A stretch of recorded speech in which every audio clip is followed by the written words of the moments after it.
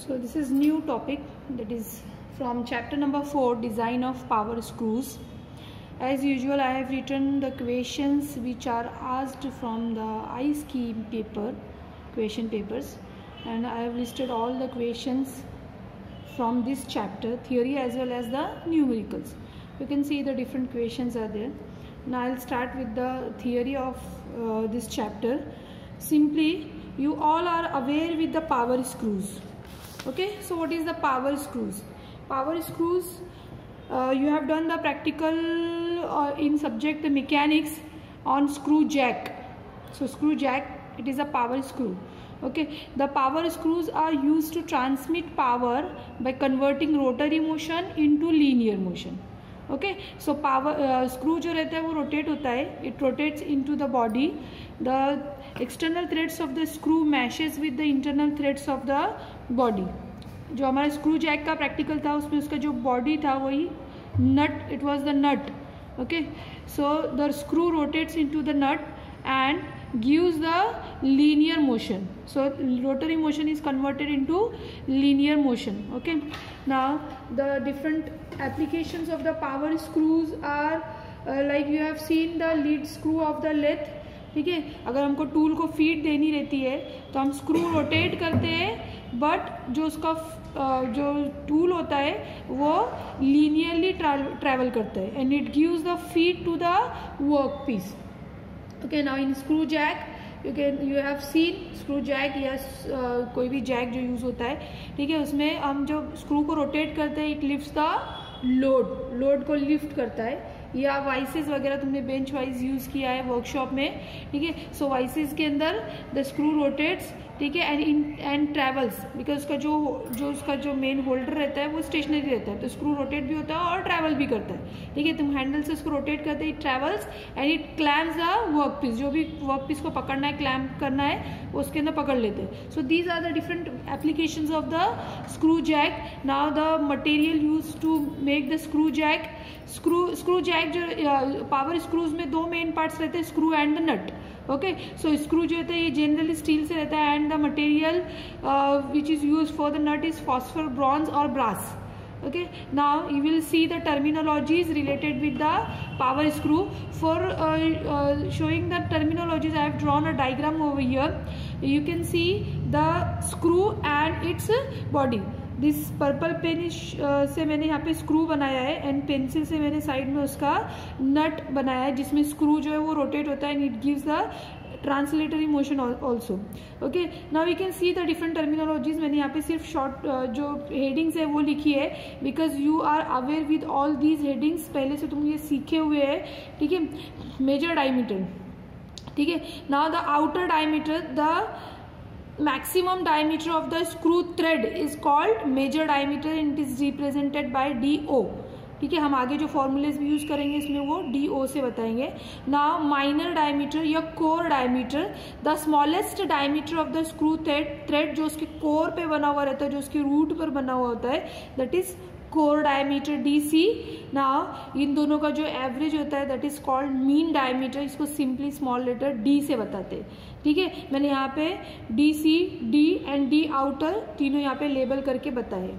Now next is the pitch. Pitch is the distance between the two corresponding points of the two adjacent teeths. Okay, अगर ये दो teeth में consider करती हूँ तो first teeth का अगर मैं लोअर पॉइंट कंसीडर करती हूँ तो सेकेंड उसके एडजेसेंट टीथ का भी लोअर पॉइंट, इन दोनों के बीच का जो ये वर्टिकल डिस्टेंस है that is called pitch. Small letter P से बताते हैं and generally it is measured in millimetre. Now lead. What is lead? When the screw will rotate for one rotation, how much it will displace linearly. Linearly वो कितना move होएगा, that linear displacement taken in one rotation of the screw is called lead. Okay, so lead अगर single threaded screw है तो एक rotation के लिए एक पिच जितना ही ट्रेवल करेगा. ओके, सो वहाँ पे L is equal to P हो जाता है. अगर डबल थ्रेडेड है तो एक रोटेशन के लिए दो पिच जितना ट्रैवल करेगा. So L is equal to 2P हो जाता है. ऐसे ही जैसे नंबर ऑफ थ्रेडिंग बढ़ता जाएगा वैसे वैसे लीड भी बढ़ जाता है. मतलब for one rotation that screw travels for more distance for more pitch. Okay, now next is the helix angle. What is helix angle? मैंने यहाँ पे डायग्राम में बताया है. ठीक है, ये जो एंगल ऑफ इंक्लिनेशन होता है of the thread of the screw, ठीक है, with horizontal, that is called helix angle. इसको लैटिन अल्फाबेट अल्फा से बताते हैं. Next is left hand threads and right hand threads of the screw. Now what is left hand and right hand? Simply तुमको left right hand से इसको समझ सकते हो. राइट हैंड थ्रेड्स मतलब अगर तुम राइट हैंड इस तरह से रखो, ठीक है, then if the motion of these fingers are showing the motion of rotation of the screw, then the direction of the this thumb will show the advancement direction of the screw. मतलब अगर इस तरह से इसको rotate करेंगे तो वो इस डायरेक्शन में लीनियरली डिस्प्लेस होएगा. एंड वाइस वर्सा, अगर लेफ्ट हैंडेड थ्रेड है तो लेफ्ट हैंड को इस तरह से लिखो. अगर ये रोटेशन उसका ये अगर उसका डायरेक्शन का रोटेशन है, so advancement will be in this direction of the thumb. Okay, so that is called left handed or right handed threads. Now next is the relation between outer diameter, core diameter and pitch. तो ये उसका standard relation होता है. The core diameter outer diameter is equal to core diameter plus pitch. Now next is advantages, disadvantages and applications. Okay, so advantages, large load carrying capacity. तुम लोगों ने screw Jack का practical किया है, ठीक है, उसका जो एफिशिएंसी है वो बहुत कम आता है, बट उसका लोड कैरिंग कैपेसिटी जो है वो बहुत ज़्यादा होता है. It can lift heavier load with very smaller effort. Okay, now next is the compact construction, क्योंकि दो ही मेन पार्ट है and that is screw and nut. Okay, उसमें से कोई एक पार्ट जो है वो स्टेशनरी रहता है. Now next is the simple to design, large mechanical advantage. It provides precisely controlled and highly accurate linear motion. ठीक है, जैसे तुम रोटेशन जो है वो रोटेट करने के लिए हमको ज़्यादा डिस्टेंस मिलता है, बट लीनियर डिस्प्लेसमेंट जो रहता है वो बहुत ही एक्यूरेट और बहुत कम रहता है कंपेयर टू रोटरी मूवमेंट. ठीक है, सो उसकी वजह से क्या होता है, प्रिसाइज कंट्रोल अवेलेबल होता है in screws, power screws. Now low cost and more reliable, smooth and noiseless service. Now what are the disadvantages? Poor efficiency. तुमको पता है इस poor efficiency because this velocity ratio जो इसका बहुत ज़्यादा रहता है. ठीक है, उसकी वजह से efficiency reduces. ठीक है. Now next is the rapid wear of nut, screw and nut. because तुम लोगों को पता है कि अभी तुम लोगों ने टर्न बकल भी डिजाइन किया है. सो जहाँ पे भी threading the threads are in contact, वहाँ पर the rate of wear will be high because the crushing stress, shear stresses and the other जो टेंसाइल एंड कॉम्प्रेसिव स्ट्रेसेस रहेंगे, simultaneously it acts on both screw and nut. So rapid wear, this is one more disadvantage. Now application, जो अभी मैंने थोड़ी देर पहले बताई थी वही, to raise the load like in screw jack, to have accurate motion like in machining operation, जो तुमको लेथ का लीड स्क्रू का एग्जाम्पल है, to clamp the work piece like in vice, and to load the specimen जो तुम लोगों ने UTM में देखा, यूनिवर्सल टेस्टिंग मशीन में. Now will see the different types of thread profile. Thread profile की अलग अलग टाइप्स होती है. यहाँ पे मैंने 4 टाइप्स बनाई है. ठीक है, डायग्राम, हर एक का डायग्राम वो क्या होता है, उसके advantages, disadvantages and application. Okay, so first type is square threads. You can see the threads, ये जो थ्रेड्स बने हुए हैं स्क्रू के, ये स्क्वायर के शेप में. Okay, zero profile thread angle, ये जो उसके दोनों साइड्स है, ये और ये, इन दोनों के बीच में कोई एंगल नहीं है, so it is zero profile thread angle. Flanks are perpendicular to each other, these are flanks. ठीक है, flanks are perpendicular to each other. It is used when the force is applied in both the directions, दोनों directions में it can apply the force. ठीक है, advantages, इसकी सबसे ज़्यादा maximum efficiency. ऐसे स्क्रू पावर स्क्रूज की एफिशिएंसी कम रहती है, मैक्सिमम उसकी मैक्स टू मैक्स 30 to 40% होती है. तो ये सारे ही प्रोफाइल्स में इसकी सबसे ज़्यादा एफिशिएंसी है स्क्वायर थ्रेड की. Now minimum radial pressure on the nut, because इसमें रेडियल थ्रस्ट ही एक्ट नहीं करता है, इसलिए minimum radial pressure on the nut, because of that the nut life increases. So these are the advantages of the square threads. Disadvantages, strength wise low in strength, engagement and disengagement difficult because of this square profile की वजह से engagement and disengagement is difficult. It does not permit use of split nut and difficult to manufacture. Difficult to manufacture इसलिए है because ये single point cutting tool से इसका milling operation होता है, ठीक है। जबकि जो दूसरे प्रोफाइल्स मैंने यहाँ पे बनाई है it is manufactured with the help of multiple point cutting tool, ठीक है। तो उसकी वजह से जो उनका मैन्युफैक्चरिंग होता है it becomes economical.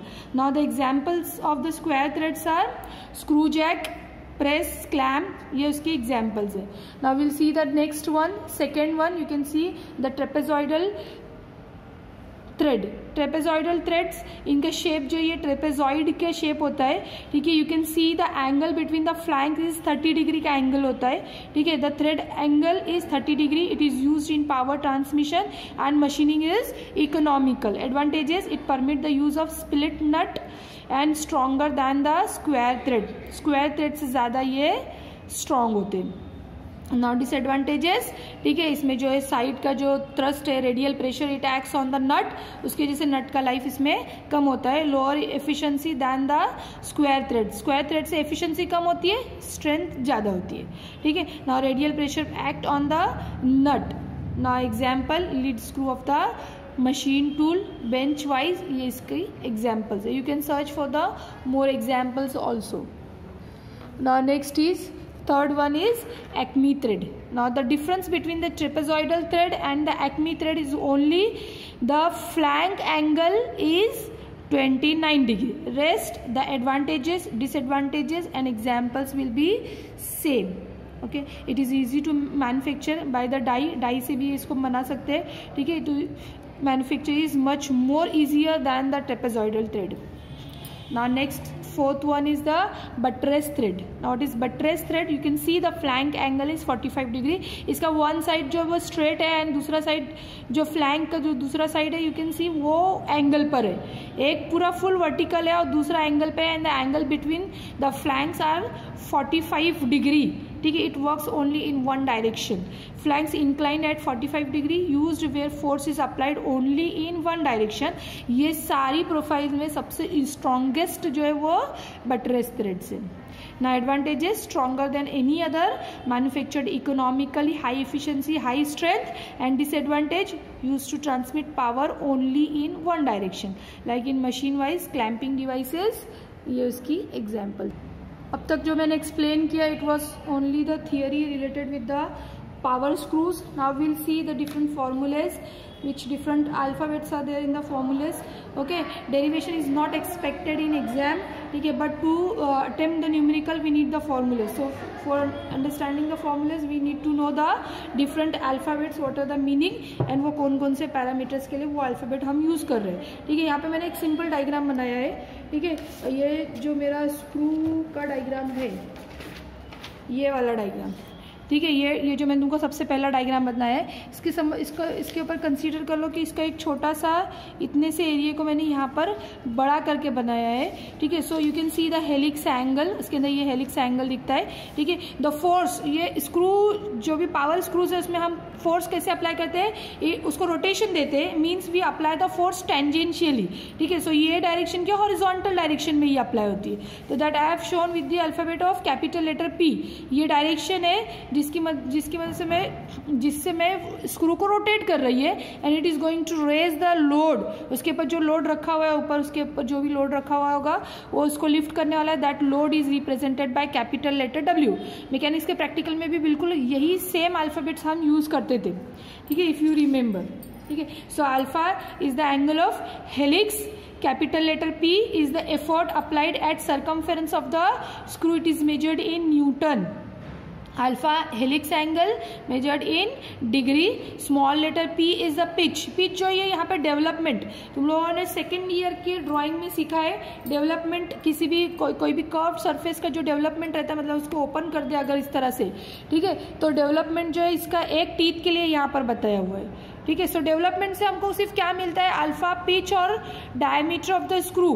The mean diameter of the screw, इसके बीच में एक रिलेशन मिलता है, ठीक है। तो वो तुम यहाँ से सिंपली याद ये रख सकते हो, मैंने यहाँ पर वो लिखा है इस बॉक्स के अंदर, tan alpha is P upon या पिच अपॉन, अगर तुम स्मॉल लेटर P और कैपिटल लेटर P में कंफ्यूज होते हो तो सिंपली स्मॉल लेटर P की जगह पे पूरा पिच लिख दिया करो, तो ठीक है, सो कंफ्यूजन नहीं होगा। Pitch divide by pi into D, so small letter P is representing pitch of the screw, it is measured in millimetre, small letter D is the mean diameter of the screw, alpha is helix angle, capital letter P is the effort applied at circumference of the screw measured in Newton, W is the load to be lifted, capital letter A Newton, and mu is the coefficient of friction between screw and nut, and mu और angle of friction, ठीक है ना। तुम लोगों ने first year mechanics के subject में friction chapter सीखा है, वहां पर तुमको पता है कि ये फाई अल्फाबेट हम यूज करते हैं for representing angle of friction, and what is the relation between coefficient of friction and angle of friction,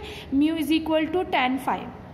okay, so ये यहाँ से हमको मैकेनिक्स से ये रिलेशन मिल गया है, ये रिलेशन हमने डेवलपमेंट ऑफ स्क्रू से निकाला है, ये जो स्क्रू का डेवलपमेंट का डायग्राम है वहां से निकाला है, ठीक है। Now we are deriving the total torque required to raise the load. I am not going to go into the derivation, ठीक है। सिंपली हमको क्या करना है, मैं यहाँ पे डायरेक्ट इक्वेशंस लिखूंगी, यही इक्वेशंस जो है फॉर्मूलेज है टू सॉल्व द न्यूमेरिकल, ठीक है। So torque required to raise the load T1 is equal to, या to overcome the friction between the screw and nut, W into tan of alpha plus phi into D by 2। इसमें W जो है load है जो screw के ऊपर रखा हुआ है, alpha is angle of helix and phi is angle of friction, small letter D is the mean diameter of the screw, ठीक है, that divide by 2। Now if the thrust collar or bearing is provided at the top of the screw, then the torque required to overcome the friction at collar or bearing will be, ठीक है। now what is this thrust collar and bearing, ठीक है, तुम लोगों ने अभी first year में mechanics का प्रैक्टिकल किया है। स्क्रू जैक के प्लेटफॉर्म के ऊपर हम लोड रखते थे और जब वो रोटेट होता था तो हम देखते थे कि वो किस तरह से लिफ्ट हो रहा है और रीडिंग्स नोट करते थे। तुमने देखा है कि जब स्क्रू रोटेट होता है तो साथ साथ में लोड भी रोटेट होता था, ठीक है। अभी तुम इमेजिन करो कि अगर एक कार को लिफ्ट करना है मेरे को स्क्रू जैक की मदद से, और वो लिफ्ट होते होते कार भी रोटेट होने लगी, तो इज इट फिजिबल, ठीक है, ये ठीक नहीं है ना। तो हम क्या करते हैं कि थ्रस्ट कॉलर लगा देते हैं उसके बीच में, तो थ्रस्ट कॉलर से क्या होता है कि जो चीज लिफ्ट हो रही है वो रोटेट नहीं होती है, सिर्फ लिफ्ट होती है, एंड स्क्रू और नट जो है उनका अपना रोटरी मोशन जो उनका मोशन है वो नॉर्मली होता है, ठीक है। सो अगर बीच में थ्रस्ट कॉलर है या बेरिंग लगा हुआ है, ठीक है, तो क्या होता है कि there is the friction between the thrust collar and the screw, ठीक है। so for that ये dimensions होते हैं, ठीक है। ये तुमको कब ये वाले फॉर्मूले या कब ये वाले अल्फाबेट यूज करना है, ये तुमको इक्वेशन का डेटा पढ़ने के बाद पता चलेगा, ठीक है, कि मुझे ये अल्फाबेट्स की रिलेटेड अगर वैल्यूज दी हुई है तो ये वाला फॉर्मूला, अदरवाइज यहाँ पर हमारा न्यूमेरिकल क्लोज हो जाएगा इस फॉर्मूले पे, ठीक है। So what will be those alphabets, capital letter R1 radius of the head outer diameter, या R2 radius of the pin inner diameter, and R ये दोनों दिया हो सकता है, उससे तुम मीन रेडियस निकाल सकते हो, या तो सिंपली डायरेक्टली मीन रेडियस भी दिया हो सकता है, या डायमीटर दिया हुआ रहेगा तो उसको हाफ करके तुम रेडियस का वैल्यू लिख सकते हो, capital letter R। Now μ1 is the coefficient of friction between the screw and the collar और बेरिंग, ठीक है। अब यहाँ पे इक्वेशन अगर ये दोनों से रिलेटेड डेटा दी हुई तो दो म्यू रहेंगे, one will be the mu coefficient of friction between the screw and nut, and second will be the μ1 coefficient of friction between screw and collar और बेरिंग, ठीक है। Now T2 to overcome the resistance between the thrust collar and the screw, ठीक है, उसके लिए दो type से calculations possible है। Well while we are considering uniform pressure condition then the formula will be this, and if we are considering the uniform wear condition then the formula will be this, ठीक है। This formula is simple, अगर question में कुछ mention नहीं किया है we are going to attempt this formula, ठीक है। इस फॉर्मूले से हम कैलकुलेशन करेंगे। अगर क्वेश्चन में उसने स्पेसिफाई किया है कि use the uniform pressure condition, then and then only we have to do the calculation of T2 from this formula, okay. So at least ये वाला फॉर्मूला तो याद रखो, ठीक है। सो ये अगर T2 है, the torque required to overcome the friction between the thrust collar and the screw, then the total torque T will become T1 plus T2। अगर ये सारा डेटा क्वेश्चन में दिया हुआ है तो T2, otherwise T will be same as T1, and the formula for T1 यहाँ पे ऑलरेडी हम लोग लिख चुके हैं, ठीक है। So list out these formulas, write down the meaning of each and every alphabet, so it will become easy to attempt the numerical। Now torque required to lower the load, T1 will change, rest formula will remain same. T1 में क्या change हुआ है देखो, to lift the load ये formula था, W1 is equal to T1 is equal to W into tan of alpha plus phi into D/2. See फॉर्मूले में क्या चेंज हुआ है, अल्फा फाइव प्लस अल्फा था, उधर फाइव माइनस अल्फा हो गया है. To lower the load, the torque required to lower the load will be W into tan of 5 minus alpha into D/2. Rest of the formulas will remain same. Okay, now next is the efficiency of the screw. Efficiency, what is the efficiency? The actual effort required to lift the load is, ये हम लोग का actual effort है, W to 10 of alpha plus 5 effort. Actually ये जो ये हमने पूरा डेरिवेशन नहीं किया है, तो इस डेरिवेशन से ही हमने ये फॉर्मूला भी निकाला है. ये एफर्ट के लिए फॉर्मूला है capital letter P and that is W into tan of alpha plus 5. ठीक है, वो यहाँ पे ये जो इतना फैक्टर है this is P into D/2 से ही टॉर्क बनता है.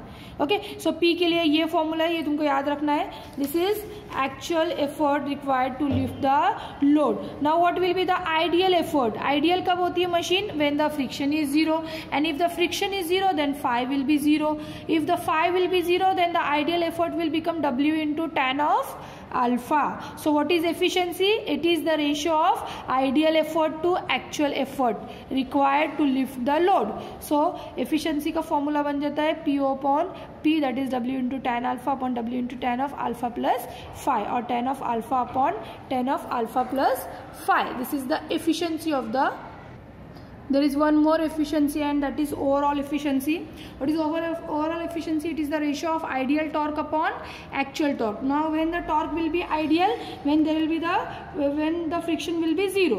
So ideal effort जो होता है वो W tan alpha होता है. So W tan alpha अगर मैं ये इस फॉर्मूले में पुट कर दूँ, मेरे टॉर्क के फॉर्मूले में W tan alpha into D/2, तो this T1 becomes the TO, ideal torque. So TO, so what is the formula for TO? W into tan alpha into D/2. So overall efficiency becomes TO upon T1 plus T2, and T1 and T2 ये दोनों के फॉर्मूले तुमको मैं पहले ही बता चुकी हूँ.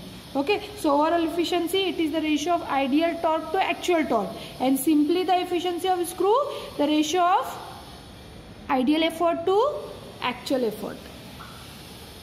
So अब जो हमने ये फॉर्मूले सीखे उस पर हम लोग एक न्यूमेरिकल देखते हैं. ठीक है, the lead screw of lathe has acme thread of 60 millimetre diameter outside diameter and 8 millimetre pitch. It supplies drive to a tool carriage which need an axial force of 2000 Newton. A collar bearing with inner and outer radius as 30 millimeter and 60 millimeter respectively. Provided the coefficient of friction for the screw thread is 0.12 and for collar it is 0.1. Find the torque required to drive the screw and the efficiency of the screw. ठीक है, अब तक तुम लोगों ने जो देखा है स्क्रू के लिए वर्टिकल स्क्रू और ऊपर प्लेटफॉर्म और उसके ऊपर लोड. ठीक है, बट यहाँ पे ये एक लीड स्क्रू के लिए बताया. ठीक है, लीड स्क्रू जनरली ये हॉरिजॉन्टल रहेंगे. ठीक है, and it is going to give the feed to the next part. ठीक है, जो फीड देने के लिए कितना उसको आगे लोड बेयर करना पड़ता है, दैट इज गिवन 2000 न्यूटन. ठीक है, अब हम इस क्वेश्चन को अच्छे से पढ़कर will write down the given data. Now it is the given data. The lead screw of a lathe has acme thread of 60 millimeter outside diameter. DO is given 60 millimeter and the pitch is given 8 millimeter. Okay, DO and pitch दिया हुआ है तो we can calculate core diameter, and DO और core diameter है तो we can calculate the mean diameter. It supplies the drive to a tool carriage which need an axial force of 2000 Newton. So W is given 2000 Newton. A collar bearing with inner and outer radius. Inner outer कुछ दिया हुआ है and collar word आया है, means it is R1 and R2. Okay, 60 millimeter. And R2 is given 30 millimeter.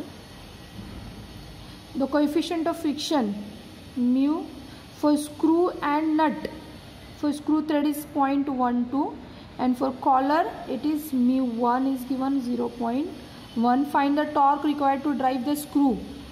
T calculate करना है, ठीक है, and efficiency of the screw, ठीक है. We know that T is nothing but T1 plus T2, क्योंकि R1 R2 and μ1 is दिया हुआ है तो T2 भी कैलकुलेट करना पड़ेगा, ठीक है. कोई भी क्राइटेरिया यहाँ पे स्पेसिफाई नहीं किया है, तो will use the uniform wear criteria, ठीक है. The simple formula. Now from D outer and pitch we will calculate the core diameter. We know that, since we know that D outer is equal to DC plus pitch होता है, ठीक है. So DC is equal to D outer minus pitch हो जाएगा ये, ठीक है. So DC will come, D outer is 60 minus 8, this will be 52 millimeter. DC आ गया. Now from DO and DC we can calculate the mean diameter of the screw, mean dia of screw, and that is D outer plus DC upon 2. So D will come, you can use your calculators.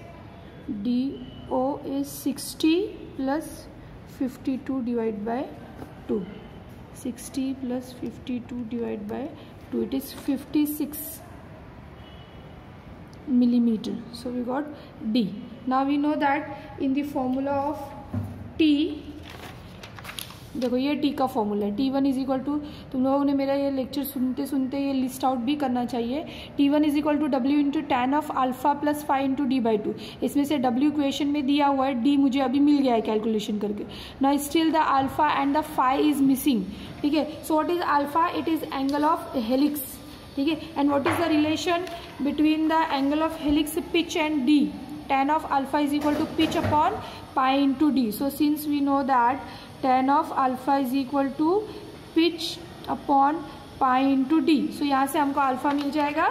So tan of alpha is equal to pitch कितने का है? 8 divide by pi into D. Small letter D is 56. ये तुमने अभी अभी calculate किया है, ठीक है.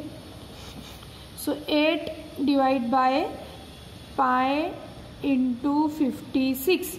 ये जितना भी आंसर आया इसका मुझे टैन इन्वर्स करना है, तो मुझे मिल जाएगा अल्फ़ा. सो अल्फ़ा कितना आया? 0.045 डिग्री, ठीक है. सबको कैलकुलेट करके निकालना है. Now still the phi is missing. Now mu is given, ठीक है. म्यू से हमको पता चल जाता है म्यू का और फाई का क्या रिलेशन होता है. Mu is equal to tan of phi होता है ना. ये हम लोगों को फ्रिक्शन के चैप्टर से पता है, coefficient of friction and angle of friction. Now we I want to calculate phi. So phi is equal to tan inverse of mu रहेगा, ठीक है. Now tan inverse of mu कितना है? 0.12. सो फाई मिल जाएगा मुझे. शिफ्ट टैन इनवर्स ऑफ 0.12 कितना आता है? 0.119. सो फाई मिल गया 0.119 डिग्री, ठीक है. सो मुझे अल्फ़ा भी मिल गया, फाई सब कुछ मिल गया है. ना ये जो मेरा फॉर्मूला है इसकी सारी डेटा मुझे मिल गई है. और ये सेकेंड वाले फॉर्मूले में लगने वाला है मुझे कैपिटल लेटर R. T2 भी कैलकुलेट करा है. μ1 इज गिवन, W दिया हुआ है, capital letter R is the mean of the R1 and R2, ठीक है. सो R एंड R1 का मीन निकालते हैं. Since we know that R is equal to R1 plus R2 upon 2. So R1 is 60 plus 30 divide by 2. 60 plus 30 90 divide by 45 millimetre. So मुझे capital letter R भी यहाँ से मिल गया. Now I can start with the calculation with the formulas, ठीक है. So I give the heading torque required to overcome the friction between screw and nut. Torque required to overcome the friction between screw and nut.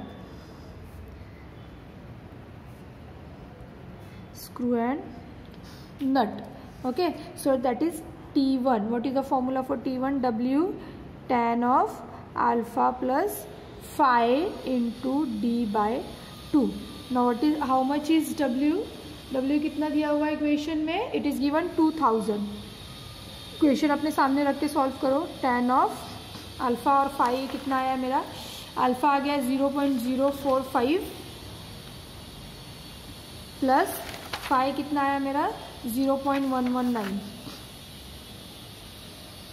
Into D मेरा आया है 56 divide by 2। Small letter D कितना आया है अपने को 56। Okay, so you will get T1 in Newton millimeter. Okay, now use your calculators. 2000 tan of 0.045 plus 0.119. Be careful that your calculators are in degree mode because यहाँ पे जो हमने angles रखे ये डिग्री में रखे, into 56 डिवाइड बाय 2। ठीक है, तो मुझे मिल गया 9.267 इंटू 10⁻³ न्यूटन मिलीमीटर, बिकॉज यहाँ मेरा लोड जो है वो न्यूटन में है and the other dimensions are in millimetre. ठीक है, तो न्यूटन मिलीमीटर में मुझे मिल गया है T1। Now T2, torque required to overcome, क्या वर्ड किया यूज किया यहाँ पे, कॉलर और bearing, collar bearing, to overcome collar bearing friction, that is T2। ठीक है, we are going to apply the uniform wear theory, so mu1 into W into R। तो यहाँ पे लिख दो by uniform wear theory, by uniform wear condition, not theory, condition। ठीक है, so μ1, not is μ1, it is given कितना दिया हुआ है μ1। कॉलर के लिए फ्रिक्शन कोएफिशिएंट ऑफ फ्रिक्शन 0.1 दिया हुआ है, 0.1 इंटू W है 2000 into capital letter R, and what is capital letter R, it is 45। सो T2 मुझे मिल जाएगा, ये भी मुझे न्यूटन मिलीमीटर में मिलेगा। 0.1 into 2000 into 45, 900, you can write 9 into 10, 9000 sorry, 9 into 10⁻³ Newton millimeter. This is T2. So total torque required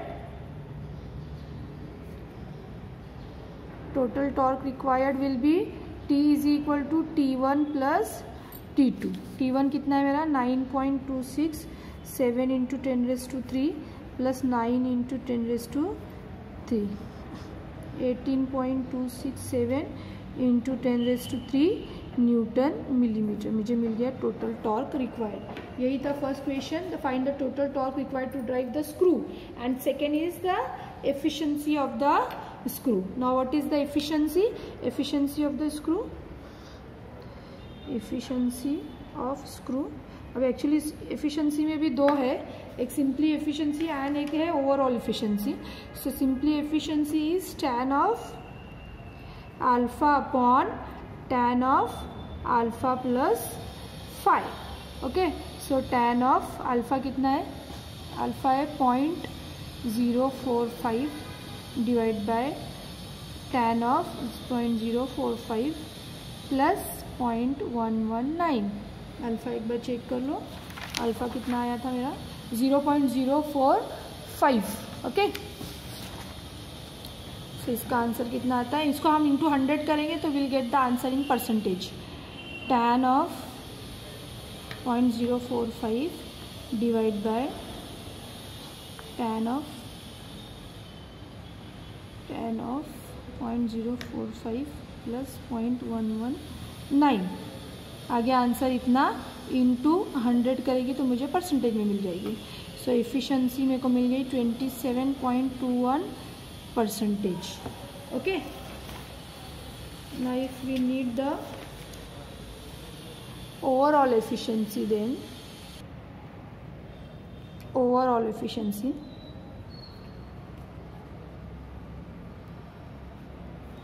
overall efficiency के लिए हम ईटा ओ लिखते हैं।